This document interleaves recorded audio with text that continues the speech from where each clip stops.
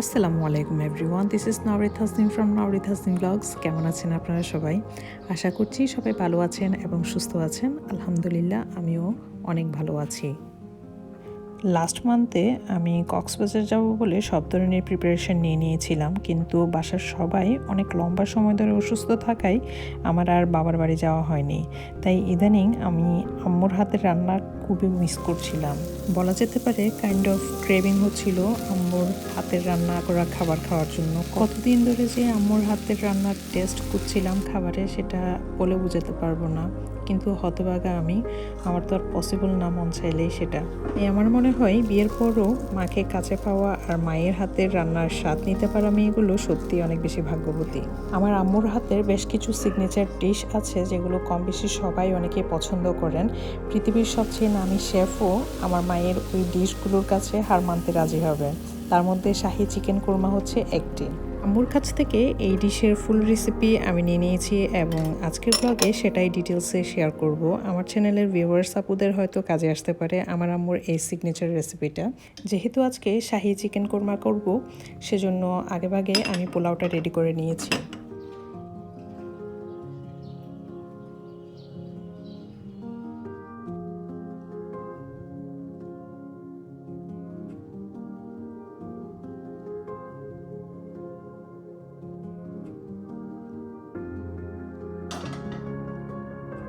চুলায় একটি white pan গরম হতে দিলাম, আর এদিকে 1.5 কেজি পরিমাণ ফার্মের মুরগি মিডিয়াম সাইজে কেটে ভালোভাবে ধুয়ে পানি ঝরিয়ে নিয়েছি ম্যারিনেট করার জন্য।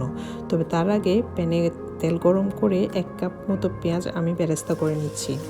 আজকের রান্নায় আমি এক্স্যাক্ট 1.5 কেজি ওজনের মুরগির মাংসের জন্যই বাকি সব ধরনের মশলাগুলো ইউজ করব। তাই আপনাদের উদ্দেশ্যেই বলবো, খাবার সুস্বাদু করতে চাইলে মাংসের ওজনের উপর ডিপেন্ড করে মশলার মেজারমেন্টগুলো একটু ঠিক রাখার চেষ্টা করবেন। এদিকে পানি জড়ানো মাংসগুলোতে আমি 1 চা চামচ লবণ এবং হাফ কাপ টক দই দিয়ে ম্যারিনেট করার জন্য রেখে দিচ্ছি। আসলে মাংসগুলো ফ্রিজ থেকে বের করে ডিফ্রস্ট হতে সময় বেশি নিয়েছে দেখে আমি আর ম্যারিনেট করে রাখতে পারিনি আগে থেকে। হাতে যদি সময় থাকে আপনাদের, তাহলে অবশ্যই 2 ঘন্টা বা 1 ঘন্টা আগে থেকে মাংসটা ম্যারিনেট করে রাখবেন টক দই মেখে। আর এইদিকে আমার বেরেস্তাগুলো একেবারে ক্রাঞ্চিভাবে ভেজে তুলে নিয়েছি একটা টিস্যুতে, যাতে এক্সট্রা তেলগুলো অ্যাবজর্ব করে নিতে পারে। ভালো একটা ফ্লেভারের জন্য আমি বেরেস্তা ভাজা তেলের মধ্যে বাকি রান্নাটা করব। আর এখানে বাকি তেলের সাথে আমি 2 টেবিল চামচ মতো ঘি দিয়ে দিয়েছি। খাঁটি ঘি ইউজ করার চেষ্টা করবেন এই রান্নায়, এতে করে শাহি ফ্লেভারটা ভালোভাবেই পাবেন। তেল গরম হতেই আমি প্রথমেই কিছু আস্ত গরম মশলা, যেমন 2টা তেজপাতা, 5-6টি করে লং এলাচ, 2-3টি ছোটো সাইজের দারুচিনি, একটি কালো এলাচ আর স্টার এনিজ, অর্ধেক জায়ফল আর অল্প পরিমাণে জয়ত্রী ভেজে নিব। সুন্দর একটা গরম মশলা ভাজা ঘ্রাণ আসা পর্যন্ত আমি এগুলোকে নেড়েচেড়ে ভেজে নিব। তারপর আমি এখানে অ্যাড করব 1 কাপ পরিমাণ পেঁয়াজ বাটা।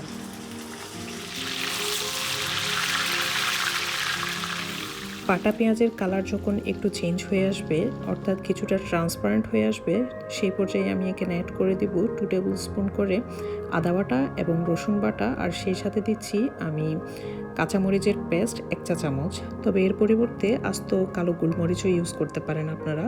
তো এই মশলাটা যখন একটু ভাজা ভাজা হয়ে আসবে, সেই পর্যায়ে আমি এখানে অ্যাড করে দিচ্ছি প্রায় 3 টেবিল চামচ মতো বাদাম বাটা। এখানে আমি 2 ধরনের বাদাম ইউজ করেছি, কাঠবাদাম এবং কাজু বাদাম। বাদামগুলোকে প্রথমে কুসুম গরম পানিতে আধা ঘন্টার জন্য সোক করে রেখে তারপর অল্প পরিমাণ লিকুইড মিল্ক ইউজ করে একটা স্মুথ পেস্ট রেডি করে নিয়েছি। আর এই পর্যায়ে অ্যাড করছি 1 চা চামচ ভাজা জিরার গুঁড়া আর 2 চা চামচ ধনিয়া গুঁড়া। দেন আবার মশলাগুলো আমি ভালোভাবে নেড়েচেড়ে দিচ্ছি।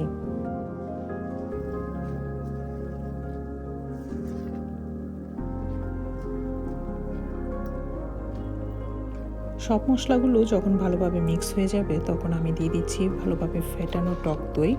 আর এটা দিয়ে আমি মশলাগুলো আবার ভালোভাবে নেড়ে ছেড়ে দিচ্ছি যতক্ষণ না পর্যন্ত তেল উপরে ভেসে আসে আর মশলাগুলো থেকে সুন্দর একটা ঘ্রাণ আসে। আর আমি কিন্তু এখনও পর্যন্ত কোনো ধরনের লবণ ইউজ করিনি, যেহেতু ম্যারিনেশনের জন্য মুরগিতে আগেই আমি লবণ দিয়েছি।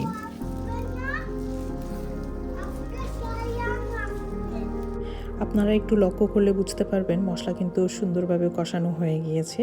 তাই আমি ম্যারিনেট করা মুরগির মাংসগুলো দিয়ে দিচ্ছি এখানে আর ভালোভাবে নেড়ে ছেড়ে দেব। এই রেসিপিতে বাদাম বাটা ইউজ করার কারণে পাত্রের তলানিতে লেগে যাওয়ার সম্ভাবনা আছে মশলা পুড়ে, তাই মশলা এবং মাংসগুলো ভালোভাবে কষানোর সময় অনবরত নাড়তে হবে। কিন্তু শুরু থেকে এখন পর্যন্ত এই পুরো রান্নাটা কিন্তু আমি চুলার আঁচ মিডিয়ামে রেখেই করেছি। মাংস কষানোর এই পুরো প্রসেসটা একটু সময় নিয়ে করবেন যতক্ষণ না পর্যন্ত মাংসগুলোর কালার কিছুটা সাদা না হয়ে আসে। মাংসে যেহেতু আগেও আমি লবণ ইউজ করেছি, তাই একটু টেস্ট করার পর আমি বুঝতে পারছি যে কতটুকু পরিমাণ দিতে হবে, তাই আরও হাফ চা চামচ আমি লবণ এখানে অ্যাড করেছি। আর সেই সাথে 1 কাপ গরম পানিতে 3 টেবিল চামচ মতো পাউডার দুধ গুলিয়ে আমি মাংসে দিয়ে দিচ্ছি। তবে সরাসরি প্যাকেটের লিকুইড মিল্ক ইউজ করতে পারেন আপনারা, এটা কিন্তু কোরমার ঝোলের কাজ করবে। আমি এখানে আর কোনো ধরনের পানি ইউজ করব না ঝোলের জন্য। এই দুধের মধ্যেই মাংসগুলোকে ভালোভাবে সিদ্ধ করে নিব মিডিয়াম টু হাই ফ্লেমে রেখে।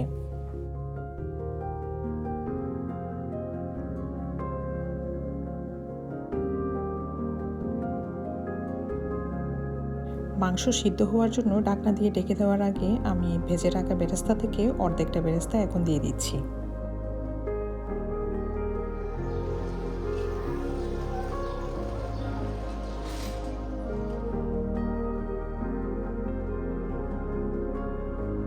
মাংস সিদ্ধ হওয়ার পর কিছুটা পানি রিলিজ করেছে, তাই দেখে মনে হচ্ছে ঝোলের পরিমাণটা আসলে অনেক বেশি বেড়ে গিয়েছে। আসলে ওইরকম তেমন কিছুই না।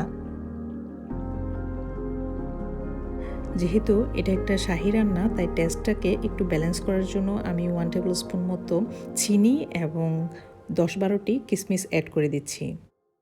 রান্না এখন আমার প্রায় শেষের পর্যায়ে, তাই এখানে বাকি বেরেস্তাগুলো দিয়ে দিচ্ছি আর সাথে দিচ্ছি 1 চা চামচ মতো গোলাপ জল আর কেওড়া জল। এতে করে ফ্লেভারটা কিন্তু অনেক অনেক সুন্দর আসে, আপনারা কিন্তু এটা স্কিপ করবেন না। আর মাত্র 5 মিনিটের জন্য আমি একেবারে লো ফ্লেমে ঢাকনা দিয়ে ঢেকে রেখে দিচ্ছি। এখানে আমি কোরমার সাথে আরও সার্ভ করার জন্য চাইনিজ ভেজিটেবল করেছি, একেবারে সাদা করে করেছি, খুবই প্লেনভাবে। আর পোলাও তো আমার রেডি হয়ে গিয়েছে, আপনারা তো দেখেছেনই। আর এদিকে আম্মুর রেসিপিতে শাহি চিকেন কোরমা পুরোপুরি রেডি হয়ে গিয়েছে।